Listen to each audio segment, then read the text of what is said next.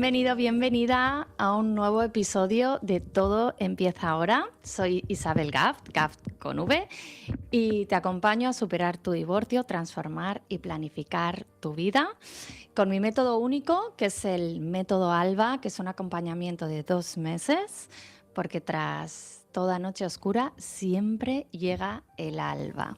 Y hoy tenemos un temazo, porque es algo súper importante cuando nos separamos, por no decir lo más importante, que es lo que más nos preocupa, aparte de nuestros hijos, que es el tema del dinero, y nunca habíamos tratado antes en el programa. Así que os he traído a una experta abogada de familia, que ella es Patricia Lafuente Pinós, del despacho de abogados Lex Juridic Abogados, un despacho que lleva más de 10 años de experiencia, y como siempre os digo, ¿no? El divorcio, el mejor divorcio no es aquel que termina rápido, sino el que no deja heridas innecesarias. Y Lex Juridic tiene esa especialidad de que siempre digo que es muy importante en derecho de familia, y luego también otra cosa que es lo que vamos a tratar hoy, que es expertos en tema de patrimonio, herencias, etcétera, que es uno de los asuntos, como os decía, ¿no?, más importantes, porque antes de la separación tenemos que tener la información correcta y necesaria para poder proteger nuestro bienestar y el de nuestros hijos. Y es esa diferencia entre, tras la separación, empezar de cero o empezar endeudados. Así que si tú estás en esa situación o tienes cualquier amigo o familiar en esa situación, por favor, comparte este episodio, porque creo que puede ser de gran valor, ¿no? ¿Qué pasa con las cuentas conjuntas? ¿Qué pasa con la vivienda familiar? ¿Qué pasa con ese patrimonio que hemos generado durante el matrimonio en común? Bueno, la hipoteca, muchísimos aspectos que van a definir cómo va a ser, ¿no?, ese futuro, cómo vamos a vivir nuestro futuro tras esa separación. Así que, bueno, bienvenida hoy, Patricia, para hablar de todos estos temas tan importantes en el episodio de hoy. Gracias por estar aquí. Gracias por invitarme. Yo encantada de poder solventar las dudas que pueda tener la gente sobre estos aspectos que, como bien dices, pues son muy importantes, porque pese a que evidentemente en un divorcio se le da mucho valor a cómo va a quedar la familia después, y sobre cuando me refiero a la familia me refiero a los hijos y cómo se van a gestionar los tiempos de los hijos y el cuidado de los mismos, es sumamente importante también todo el tema económico, porque durante el matrimonio muchas veces se ha generado pues una situación en la que los diferentes patrimonios y las economías de las dos personas se confunden y se juntan, y tras el matrimonio lo que sucede en muchas ocasiones es que dejamos de ser una unidad familiar para pasar a ser dos personas distintas, cada uno evidentemente con sus propios intereses y sus propias necesidades, y entonces es necesario saber cómo gestionar esto durante el matrimonio. Es decir, durante el matrimonio hay que tener especial cuidado con determinadas cuestiones, pero también a la hora de proceder pues a la separación o al divorcio, pues saber cuáles son nuestros derechos, cómo va a quedar pues esa vivienda familiar o esa cuenta conjunta, lo que tú comentabas, que de alguna manera se han gestionado de aquella manera durante el matrimonio. Sí, antes comentábamos que, claro, vosotros estáis aquí, ¿no?, en Cataluña. Entonces aquí hay el régimen económico, ¿no?, Sí. de separación de bienes, pero claro, hay mucha gente que todavía sigue casándose, ¿no?, fuera de Cataluña en gananciales. Vamos a empezar un poco por el principio, ¿no?, para esas personas que no entienden muy bien qué es esto del régimen económico en el que están casados, porque también genera confusión. Hay personas que se creen que están en un régimen y luego resulta, cuando van a hacer, ¿no?, a tramitar todo el tema de la separación o el divorcio, que están casados en otro régimen. Sí. Entonces, ¿cuáles son las diferencias básicas? Y bueno, y qué es, cómo se gestiona, ¿sabes?, de manera diferente a la hora de Sí, ir a un sí. abogado para tramitar el divorcio. Mira, un ejemplo muy claro son mis padres. Cuando mi padre falleció, mi madre me decía, no, es que nosotros habíamos quedado en que lo de los dos era de los dos y era de todos. Y esto en Cataluña no es así. Es decir, los regímenes económicos matrimoniales son aquellos que van, lo que va a regir en cuanto a lo que es el patrimonio de las dos personas, cómo va a quedar dentro del matrimonio y sobre todo cómo va a quedar después del divorcio. Entonces, en España, mayoritariamente la gente no hace capitulaciones matrimoniales, pues porque de alguna manera no está bien visto que cuando uno se va a casar tenga en mente sobre todo el tema económico, porque bueno, es un tema cultural. Sin embargo, hay otros países, por ejemplo Estados Unidos, en los que sí que es muy común pues hacer este tipo, allí no se llaman capitulaciones matrimoniales, se llaman de otra manera, pero que sí que es pues bastante común hacer este tipo de contratos prematrimoniales. Entonces, en España, como la gente no está acostumbrada a hacer estas capitulaciones matrimoniales y generalmente no se hacen, se regulan estos regímenes matrimoniales al final legalmente. Entonces, el derecho común, que sería el español, en principio el régimen que rige es el de gananciales, ¿vale? Lo que pasa es que después hay comunidades autónomas, como por ejemplo Cataluña, en la que tiene un derecho civil propio y especialmente el de familia, en el que rige por defecto el régimen de separación de bienes. Después hay otras comunidades autónomas en las que hay otros regímenes pues, que pueden ser mixtos o pueden ser más parecidos a una separación de bienes o pueden ser más parecidos a un régimen de gananciales. Entonces, en función de cuál sea la vecindad civil de los cónyuges, pues va a regir un régimen u otro, ¿vale? Si hay vecindades civiles diferentes, lo que va a regir es el lugar de residencia de después del matrimonio. Y si este lugar de residencia pues, ha ido variando, lo que rige es el lugar donde se celebró el matrimonio. Luego, si las personas se casaron en Cataluña y son de vecindad civil catalana, está clarísimo que el régimen va a ser el de separación de bienes siempre. Pero nos podemos encontrar en otros casos en los que, por ejemplo, sea una persona catalana y otra de Madrid que se han casado en Andalucía, me lo invento, porque resulta que los padres de él eran de Andalucía y se quisieron casar en Andalucía.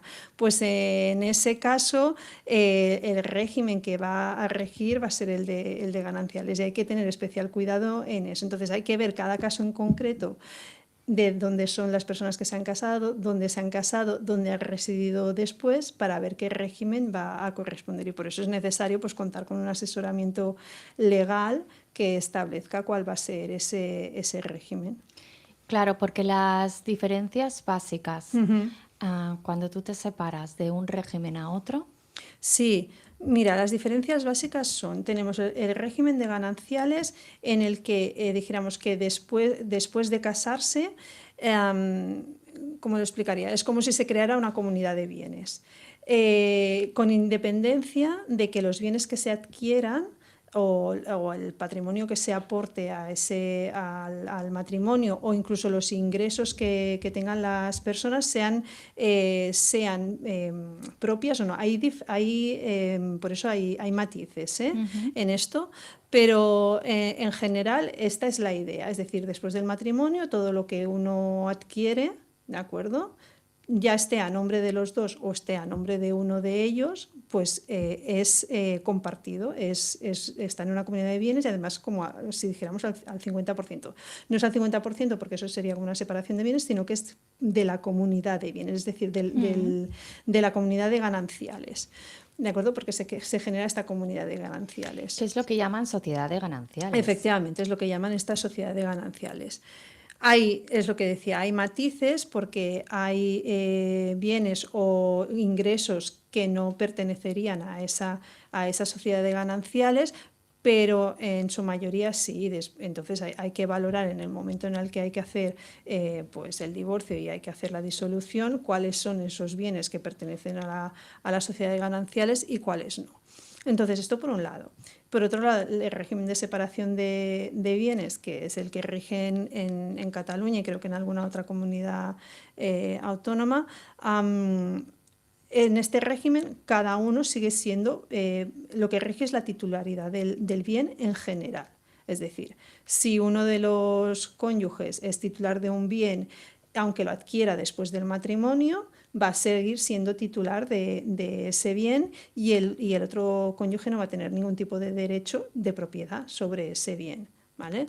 Digo en general, porque sí que es verdad que hay algún tipo de excepción, como por ejemplo en los vehículos a motor que se han usado para, es decir, para que se han destinado a uso familiar, en los que sí que se rompe esa regla de alguna manera.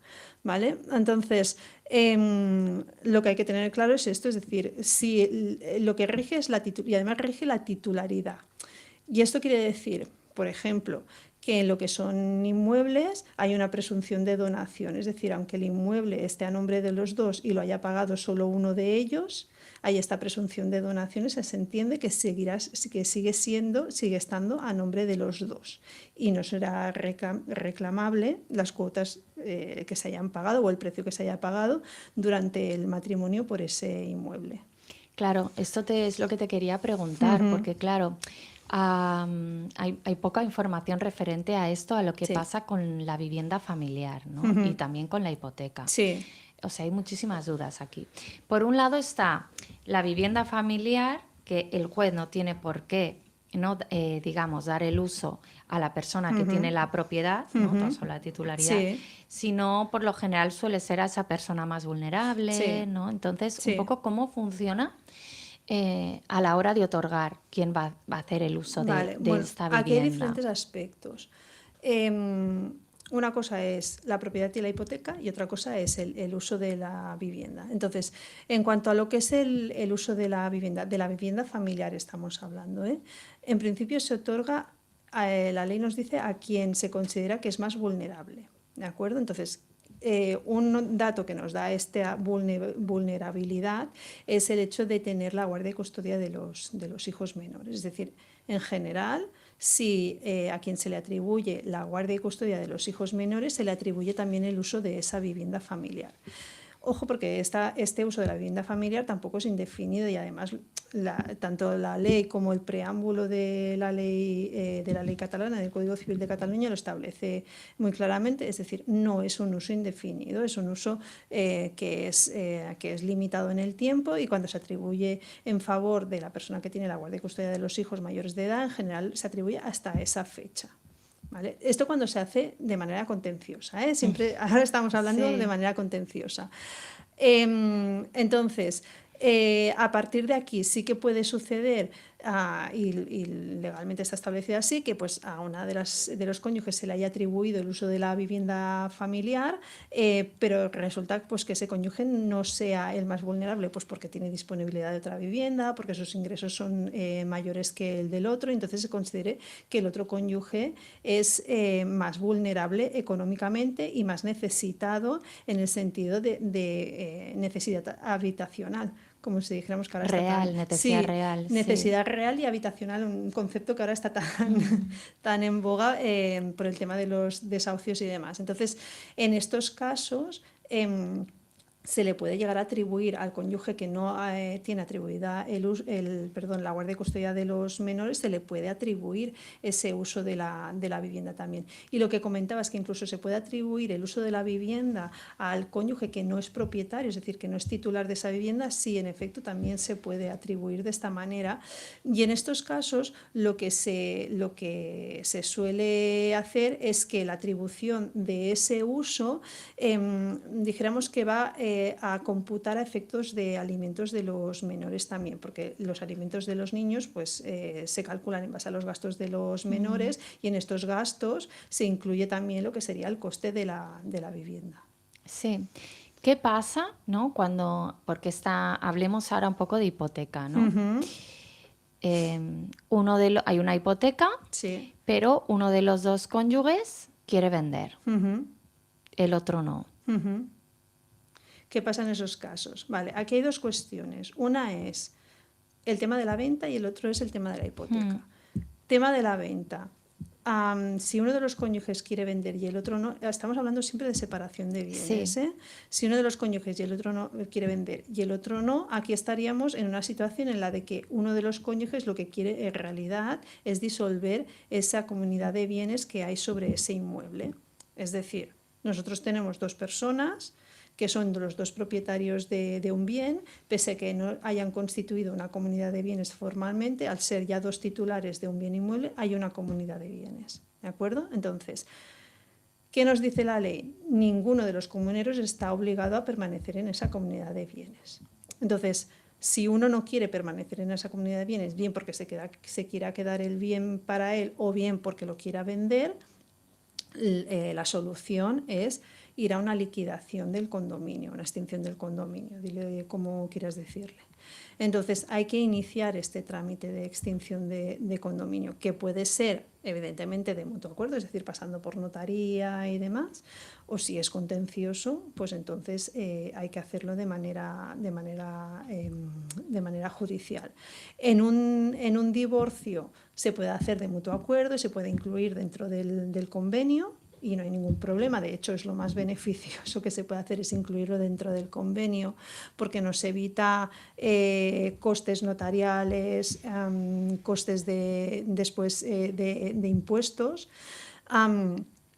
Pero si no, se puede hacer vía contencioso. Esto por un lado. Entonces, por otro lado está el tema de la hipoteca, ¿vale? Claro, aquí tenemos el problema de la hipoteca, es que tenemos un tercero que no forma parte del matrimonio, que no forma parte de los acuerdos a los que puedan llegar los cónyuges o los excónyuges, que no forma parte tampoco de la decisión que pueda tomar un juez sobre ese inmueble y sobre la extinción del condominio sobre ese inmueble, y que por lo tanto puede estar no de acuerdo, o sea, puede estar no de acuerdo con que uno de los deudores del préstamo hipotecario se salga de esa hipoteca.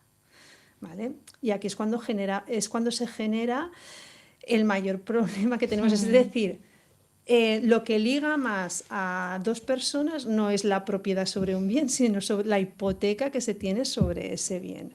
Porque en ocasiones sí que es verdad, pues dependiendo de la situación económica de los cónyuges, pues que uno de ellos puede asumir fácilmente esa hipoteca, pero en otras ocasiones no.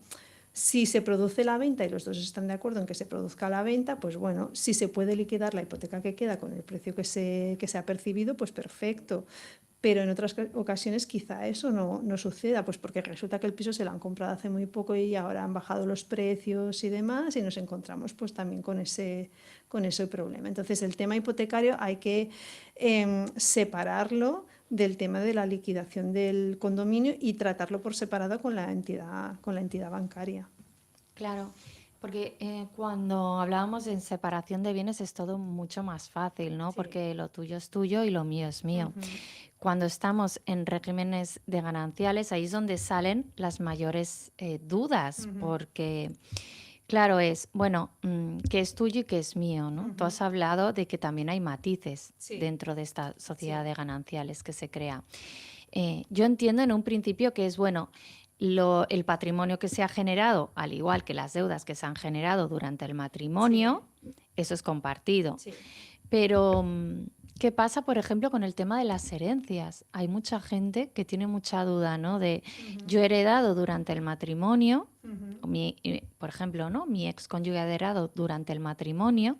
¿Qué pasa a la hora de separarnos con esa Sí. herencia? Es decir, ¿yo tengo derecho a algo o no? Las herencias es uno de los matices que Sí, queda fuera vale. o sea, de la sociedad de gananciales. No se incluye las herencias, y después otra de las cuestiones que también quedan fuera de la sociedad de gananciales, por ejemplo, serían las indemnizaciones que uno de los cónyuges pueda percibir, pues por ejemplo, por un accidente de tráfico o por daños a un inmueble que sea de su exclusiva propiedad porque lo haya adquirido, por ejemplo, con anterioridad al matrimonio.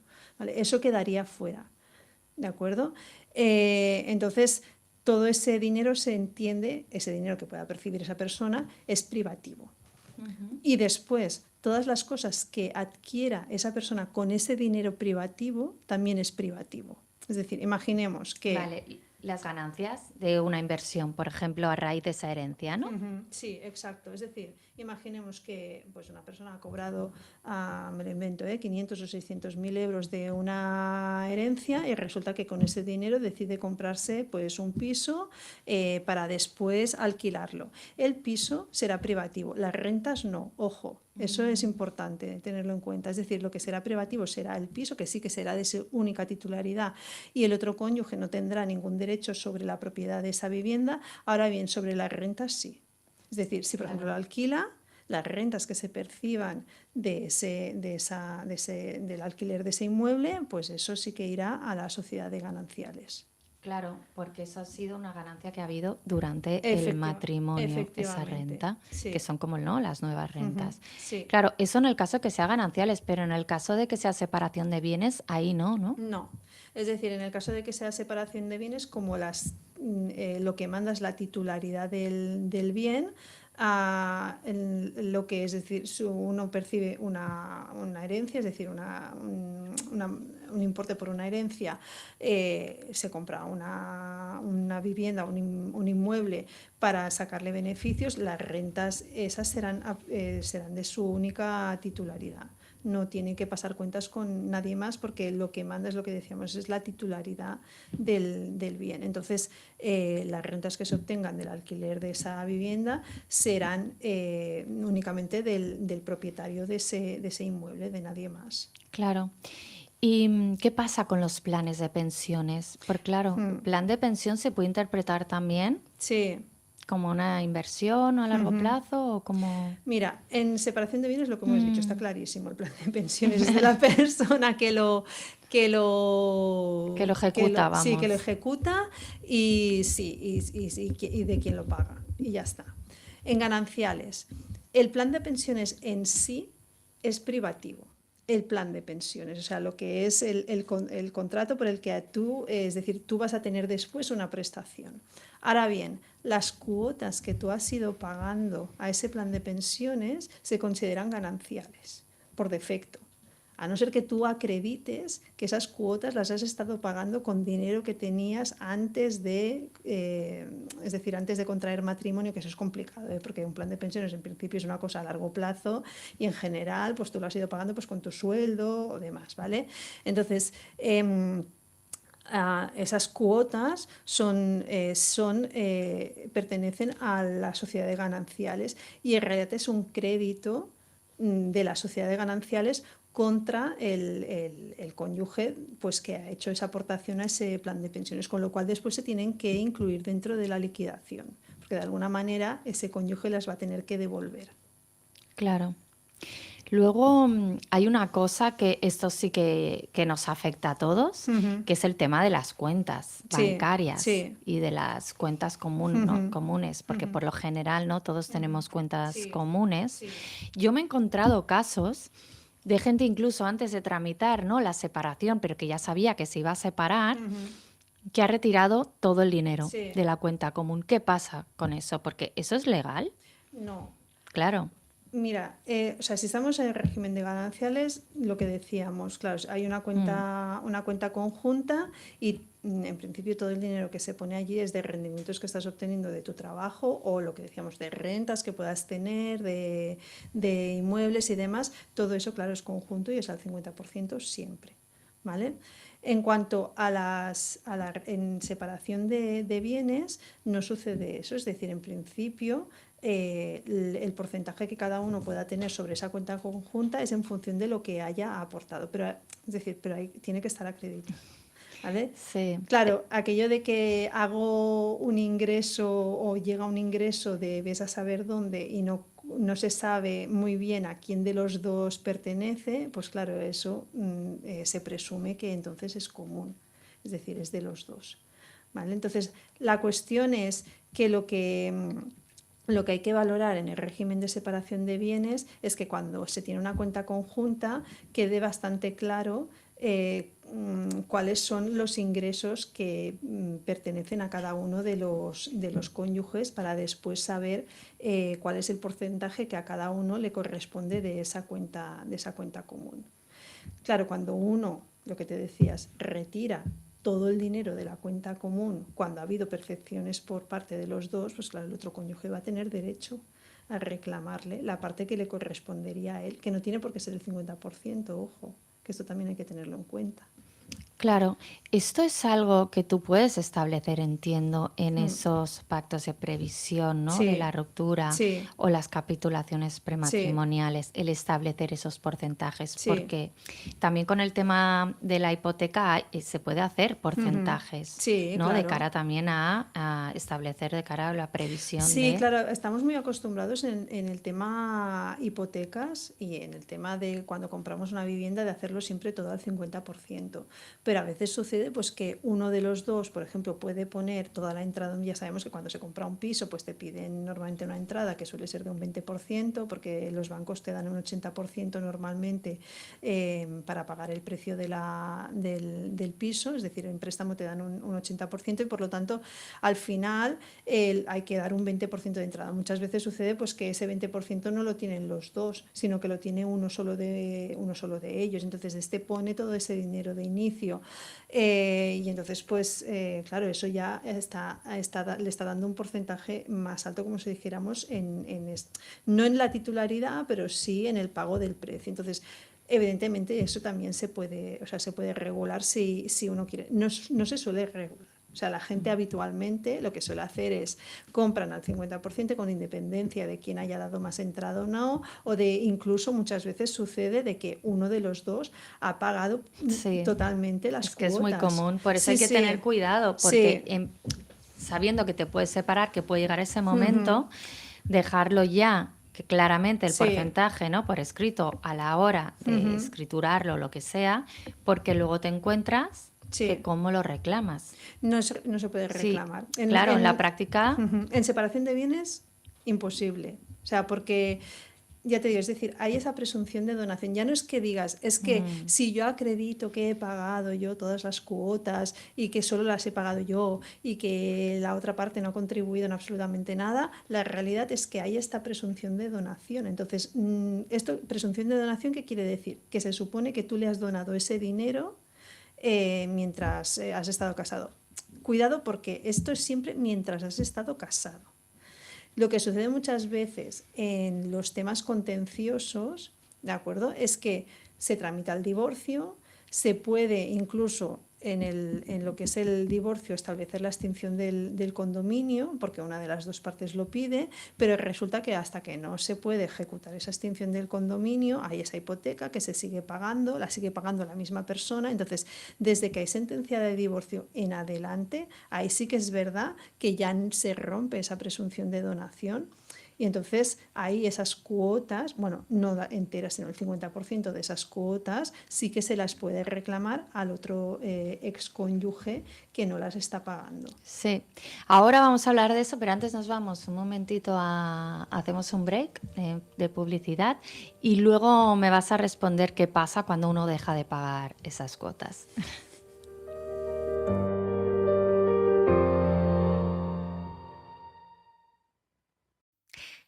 Paramos un momentito porque tengo que pedirte algo muy importante. Por favor, suscríbete a mi canal. Así me ayudas a seguir con este proyecto que ayuda a muchas personas. Puedes ayudarme también compartiéndolo con quien creas que pueda servirle.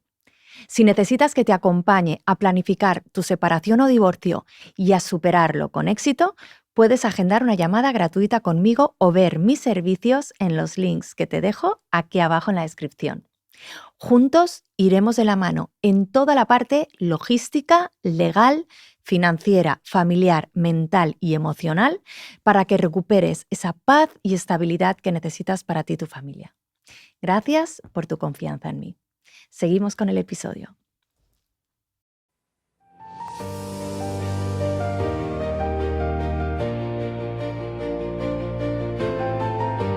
Buenas, estamos aquí en Todo Empieza Ahora con Patricia Lafuente, abogada experta en Derecho de Familia, hablando de dinero, hipoteca, cuenta, vivienda, es decir, todas esas cosas tan importantes y tan necesarias que vale la pena que sepamos antes de separarnos, sobre todo, ¿no? Para hacerlo de la mejor manera Sí. posible para proteger nuestro patrimonio. Bueno, pues, ¿qué pasaban? Hemos dicho con Estábamos hablando cuando una de las dos personas Ujú.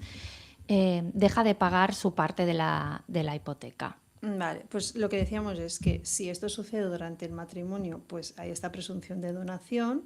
Cuando esto sucede tras es decir, tras la ruptura del matrimonio, tras la sentencia del matrimonio, que esto puede suceder varias cosas. Una, que ya se haya extinguido el condominio, es decir, que esas personas, la sentencia se haya dicho pues que se extingue el condominio, pero todavía no se haya podido ejecutar. Pero también puede suceder, que esto es bastante común también, que en el convenio de divorcio, sea por lo que sea, porque ninguna de las dos partes puede adquirir ese inmueble por sí misma, porque no quieren venderlo y demás, pues que en el convenio se establezca pues que de momento no lo van a extinguir, pero que ambos se comprometen a seguir pagando las cuotas hipotecarias, y resulta que nos encontramos con que uno de ellos la deja de pagar.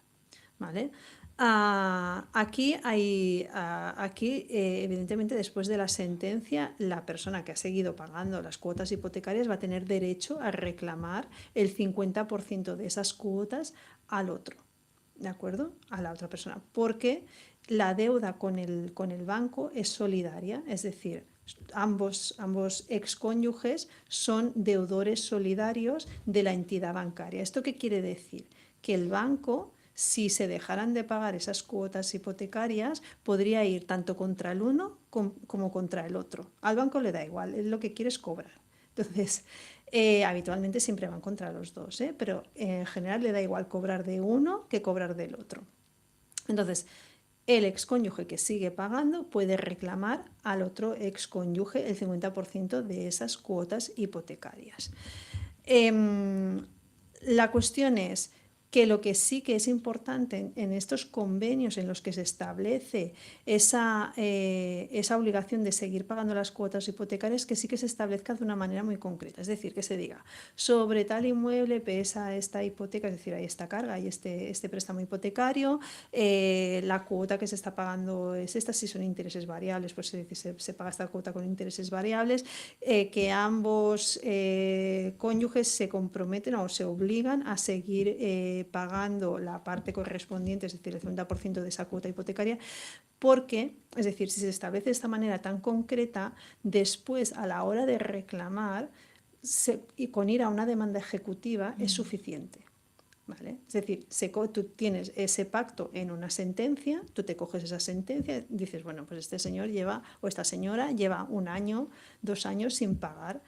Su cuota la estoy pagando yo solo o yo sola, y esto no es justo, o sea, la tiene que pagar él también. Entonces, eso después se puede ejecutar se puede ejecutar directamente, no tienes que pasar por un procedimiento declarativo, que se llama. Es decir, un procedimiento declarativo es un procedimiento en el que primero tú le tienes que decir al juez, este señor me debe esto porque resulta que los dos estamos como deudores en un préstamo hipotecario, y por lo tanto somos deudores solidarios del banco, pero él no ha estado pagando, entonces me debe a mí el 50%. Entonces, si primero tendrías que pasar por este procedimiento declarativo, tener una sentencia y después ejecutar.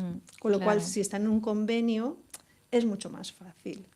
¿Vale? Con lo cual, a la hora de hacer un convenio en el que hay un inmueble con un préstamo hipotecario, y por lo que sea no se ha podido hacer la extinción del condominio en el momento del convenio, y tampoco no se ha podido arreglar con el banco, pues que lo asuma uno de los dos únicamente, o que se pueda vender ese inmueble, se pueda liquidar el préstamo hipotecario, sí que es importante en el convenio establecer de manera concreta la obligación de ambos cónyuges a seguir abonando ese préstamo hipotecario. Sí, una razón más para hacer Mm. este convenio, Sí. ¿no? Mm. Con una persona que realmente Mm. sea especializada en familia, ¿no? Y no Ujú. un despacho de abogados que lleve otros temas y que, ¿no? Que Sí, aparentemente sí. parece que es algo sencillo y luego resulta que te encuentras que tienes que iniciar un nuevo procedimiento desde cero, Sí, ¿no? exacto. Porque no lo has hecho rápido y Ujú. no lo has hecho bien. Sí, sí.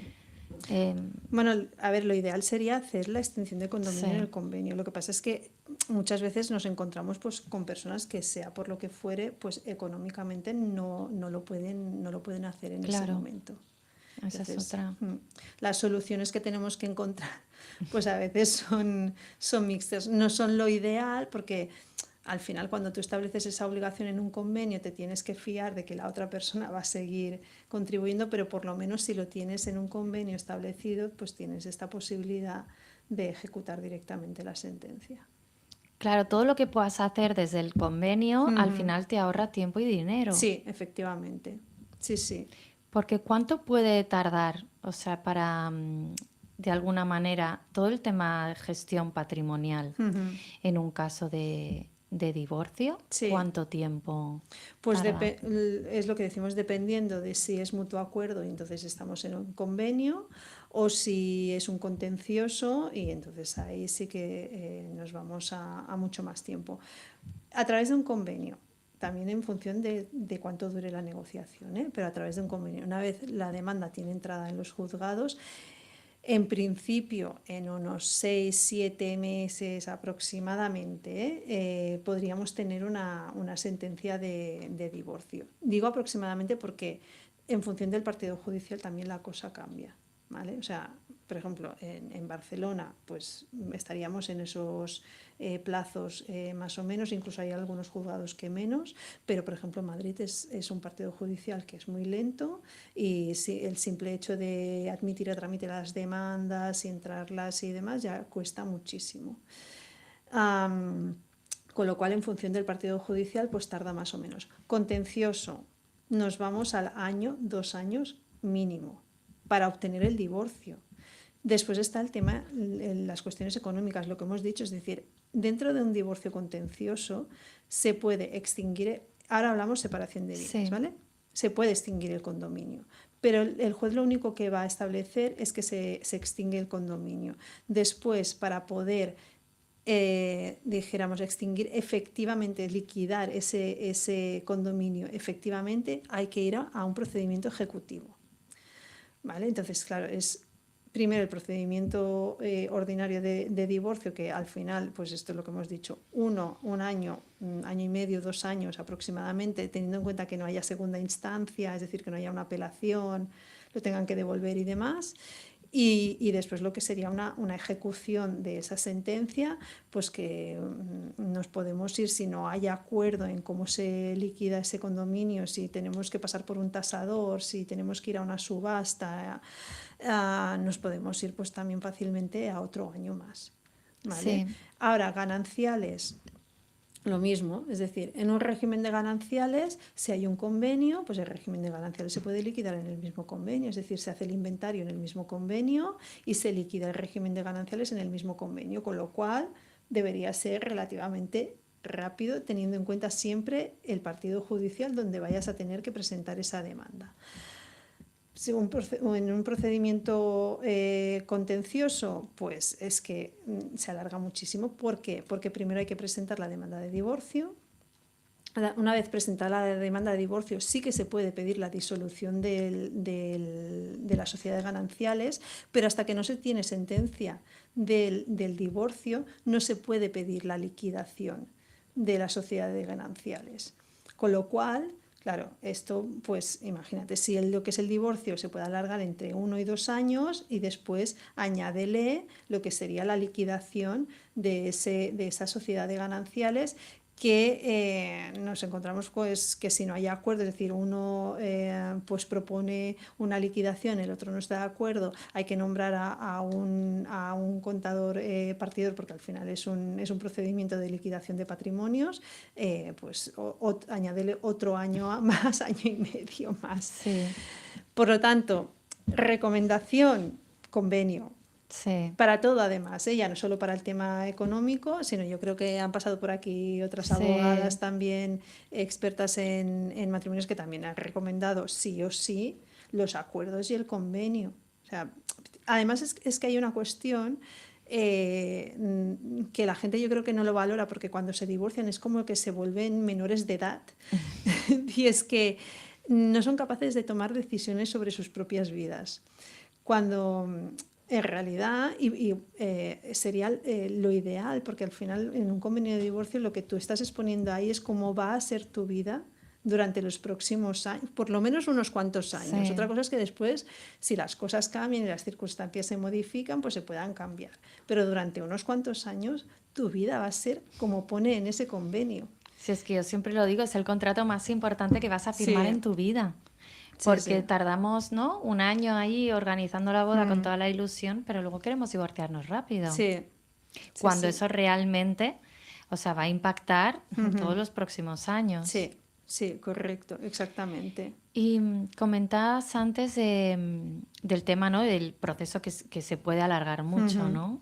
Y claro, yo me encuentro con muchísimos casos de gente que se separa y no inicia el proceso de divorcio porque no se ponen de acuerdo Sí, con el tema que hablamos del patrimonio, cuando ellos ujú. lo hablan previamente. Sí, También por eso ayudan muchísimo estos pactos que decíamos sí. antes, previos al matrimonio, las capitulaciones prematrimoniales, porque ya tienes esas conversaciones difíciles, ¿no? Al principio y ya Ujú. pones sobre la mesa qué pasaría Ujú. ¿no? Cuando sucede Sí, todo esto. Son sí. temas que ya, pues cuando llega el momento dices, pues mira, lo sacas, ¿no? ¿Y qué hacemos con esto? Ujú. ¿Qué pasa? Que hay mucha gente que se separa y tarda muchísimo tiempo en divorciarse por eso, sobre todo por un tema que no se ponen de acuerdo con la vivienda. Sí, no, yo incluso me he encontrado situaciones en las que la pareja está separada emocionalmente desde hace muchísimo tiempo, siguen residiendo los dos en la misma vivienda. Muchas veces ni siquiera por tema económico, es simplemente porque no. Es como que lo que dices, no se acaban de Mm, poner de acuerdo cómo lo van a hacer con los niños, qué van a hacer con o sea, con la vivienda, el patrimonio o las cuentas que puedan tener, y siguen aguantando ahí durante meses y meses sin ponerle solución a eso. Sí, sí. sí. A nivel económico, ¿cuál es el error, ¿no? ¿O qué parte, digamos, negativa puede haber del hecho de que hay dos personas que se separan, Ujú. pero no lo hacen oficial y no tramitan el divorcio, ¿no? Por ejemplo, porque, exacto, no se ponen de acuerdo en el precio pues si uno va a comprar la parte al otro, etcétera.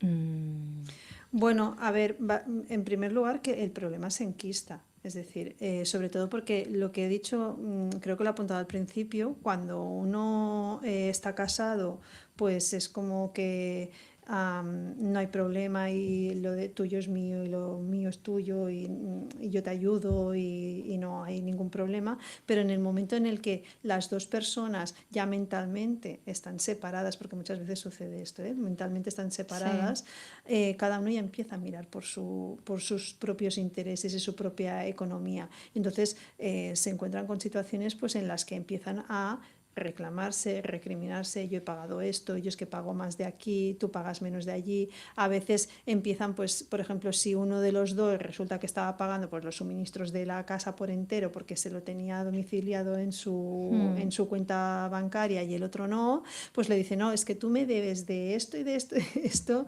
no sé cuánto dinero, porque claro, yo lo estoy pagando todo. Entonces, todo eso, al final, lo único que hace es dificultar más que después se puedan alcanzar acuerdos porque va enquistando claro. el conflicto, Claro, como y si además dijéramos. como ya no hay esa conexión emocional y ya está, Sí, claro, mm, influye toda esa parte sí, emocional, por eso es importante hacerlo previamente, que es cuando sí, estás bien, ¿no? sí, Porque exacto. puedes pensar con mayor claridad, ya no Mm, piensas desde la rabia, sí. desde el enfado, o, ¿no? Desde, Ujú.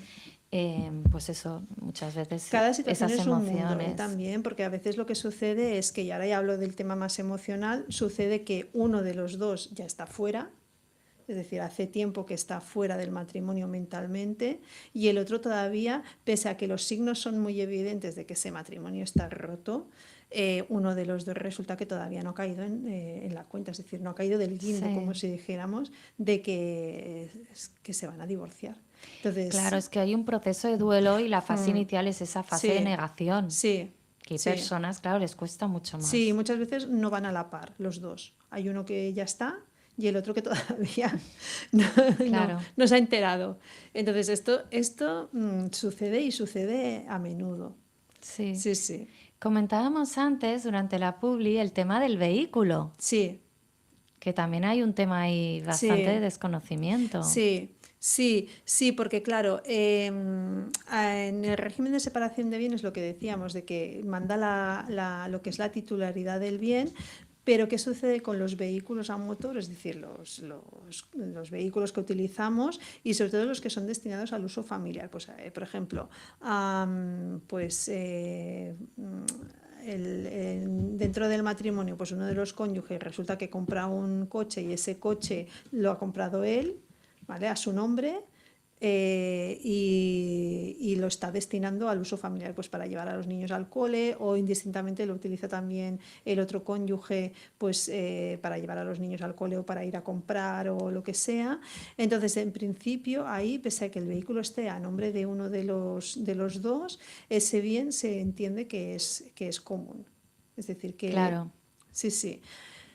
Y entonces aquí el único matiz es, a no ser que se acredite muy bien que el cónyuge que es titular de ese bien ha pagado con dinero suyo en exclusiva ese vehículo. Entonces, en los regímenes de separación de bienes, ¿qué es lo recomendable?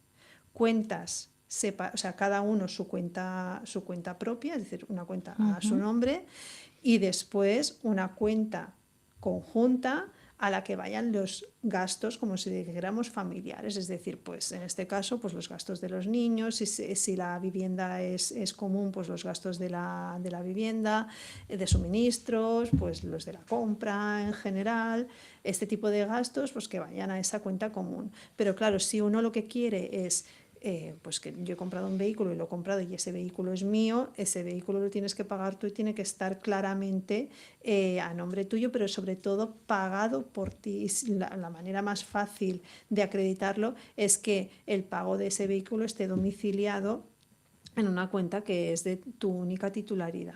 Claro, tu cuenta personal y no en la cuenta común. Efectivamente, sí, Sí, sí. porque yo también me encuentro muchos casos que dicen, no, pero ¿qué pasa? Que ahora me ha quitado la moto, me ha quitado el coche y eres el coche familiar. Sí. Lo que pasa que como está su nombre, ¿qué pasa en este caso? Claro, en este caso es lo que decimos, es decir, es de titularidad conjunta y entonces lo que habría que ver es cómo compensamos al otro, es decir, si lo va a utilizar solo uno de ellos, el otro le va a tener que compensar al final con el precio de ese vehículo. Lo que pasa es que ya sabemos lo que pasa con los vehículos, o sea, los vehículos pierden valor, no es un bien que desde su compra hasta que, es decir, hacia adelante, que gane valor, sino que al final es un bien que pierde valor, con lo cual igual tú has estado pagando por ese vehículo, pues me lo invento, no sé, ahora los vehículos están carísimos, pero has estado pagando pues 30.000, 40.000 euros por un vehículo y resulta que si te lo quieres quedar, encima le vas a tener que abonar pues esto, el 50% del coste de ese vehículo a la otra Pero persona. entonces no puede pasar como con la vivienda, que es decir, aunque, por ejemplo, imaginas que tú eres el propietario, ¿no? Y el titular, y Sí, está escriturado a tu nombre, ¿no? sí, Entonces, pero la realidad es que el uso es familiar. sí. Es decir, la otra persona te lo puede reclamar. ¿Qué quieres decir? ¿El uso? Que el Sí, uso, es sí. decir, aunque sea tuyo, si tú te lo quieres quedar Ah, sí, para sí, ti sí, sí, y claro. que la otra persona te diga no, porque yo soy la que tiene los niños, Ujú. Sí, ¿no? sí, sí, te lo Con puedes... lo cual Sí, al mismo, me o lo sea, quedo yo el sí, yo uso. te he puesto el ejemplo al revés, pero Sí, también se puede dar de la otra sí. manera. Es decir, la otra persona te puede reclamar el uso de ese vehículo porque es familiar, sí, efectivamente. Ahora Sí, sí que en el momento en que ese vehículo se venda, sí, entonces sí que va a ti el sí, ingreso, porque tú sí, eres el propietario. sí, exacto. Sí, pero siempre que hayas podido acreditar lo que digo, ¿eh? Es Claro, que sí, sí, que lo has pagado sí. tú por entero. Ujú, Entonces, eso. Sí, es como si dijéramos la cosa diferente de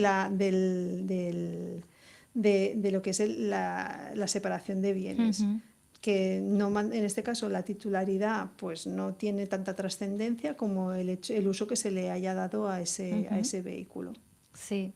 Hablemos ahora, nos queda nada, 10 minutos, Ujú, pero comentemos un poquito por encima, porque sí que hay novedades referente a la ley del MASC, sí, que salió en abril del 2025, ujú, que básicamente lo que decía es que había que hacer un proceso de mediación, ¿no? sí, Antes de un sí, divorcio, sí, pero ha generado mucha polémica porque eso está causando retrasos reales, mm, pues a mm, nivel de pensión de alimentos, mm, mm, custodia, ujú, trámites, y incluso pues está siendo perjudicial en casos también de violencia de género, ¿no? Sí, Porque todo se está retrasando. sí, El Congreso, ¿no?, ha solicitado que haya una sí, reforma de esta ley. ¿Cómo sí. está el tema?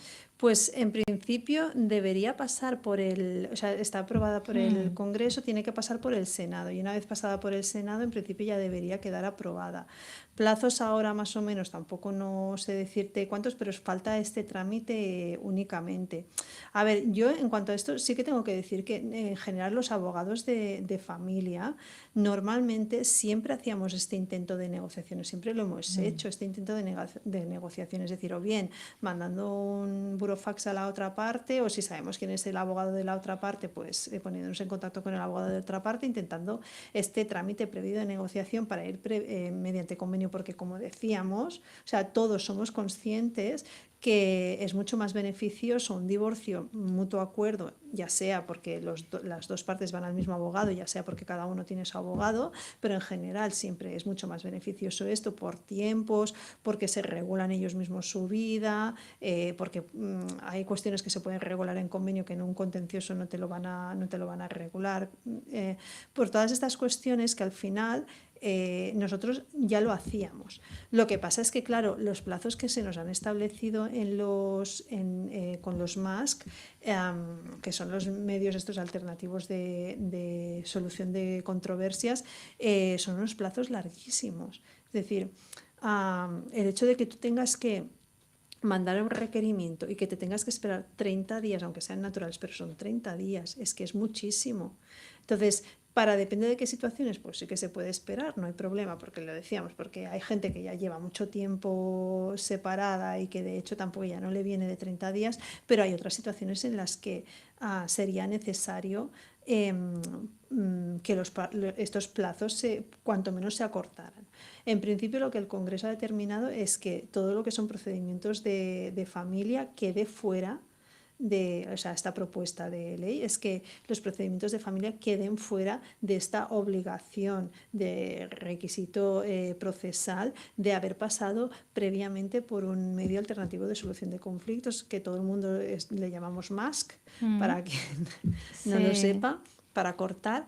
Y en principio yo creo que será beneficioso por lo que te digo, porque los abogados al final vamos a intentar la negociación igualmente previamente. Lo que pasa es que no habrá esta obligación ni estos plazos tan largos. Ahora sí que es verdad que es decir, es obligatorio en todos los procedimientos de familia, pero en lo que son medidas provisionales previas, no. Es decir, si tenemos una situación en la que hay un divorcio, ¿vale?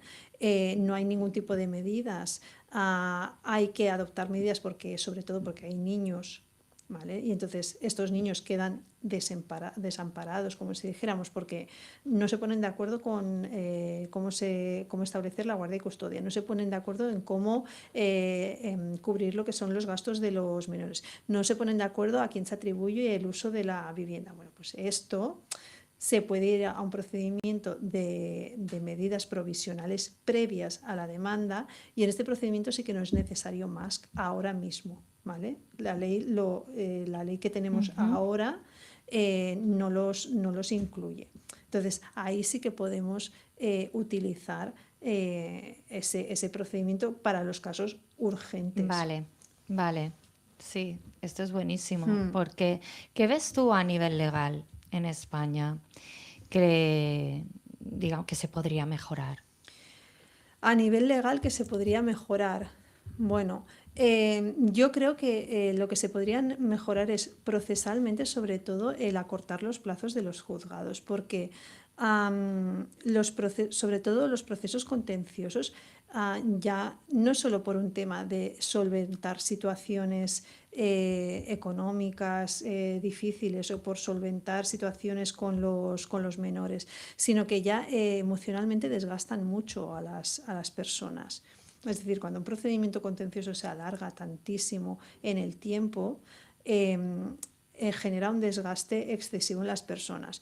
Después, aquí, por ejemplo, una de las cuestiones que muchas veces introducen en los procedimientos contenciosos cuando no hay acuerdo en relación pues, a la guardia y custodia de los menores. Ahora ya me estoy saliendo del tema, pero bueno, Sí, no, no. cuando no hay acuerdo sobre la guardia y custodia de los menores, muchas veces se introduce lo que es la ETAF, que son los servicios estos adscritos a los juzgados que hacen evaluaciones psicológicas. Estos servicios tardan muchísimo, tardan una barbaridad en emitir informes. Entonces, esto se tendría que mejorar, porque es necesario poder tener un procedimiento principal. Ya no te digo de medidas provisionales, que las medidas provisionales sí que suelen ir rápido, pero sí que es necesario poder avanzar en un procedimiento principal de una manera más o menos ágil, sin que nos tengamos que estar un año en un divorcio en el que además hay menores con unas necesidades específicas y que se encuentran no desamparados, pero sí que se encuentran en una situación en la que ellos también están como en transición. Sí, es verdad. Y dificulta también el Sí, tema de luego el proceso a nivel emocional, sí, porque ya sabemos, ¿no? Los hijos lo llevan muy en paralelo a nosotros. sí, Bueno, sí. vamos terminando. Me gustaría saber, a ver, para que la gente se ponga en contacto con vosotros, ¿dónde os pueden encontrar, Alex S- Jurídica Abogados? Sí, pues mira, nosotros tenemos despacho en Barcelona. Estamos en la calle Montaner 292, cuarto segunda. Entonces, tenemos página web también que es www.lecjuridic.com.